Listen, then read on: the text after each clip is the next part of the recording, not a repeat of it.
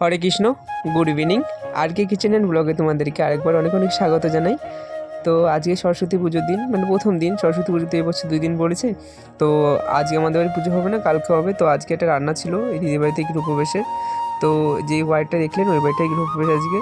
তো এখানে সকাল সকাল সব জোগাড়যন্ত্র করিয়ে নিয়ে এখন রান্না বসাতে হবে, যেহেতু অনেক লোকের রান্না। তো সকাল সকাল উঠে বসছি আমরা সবাই।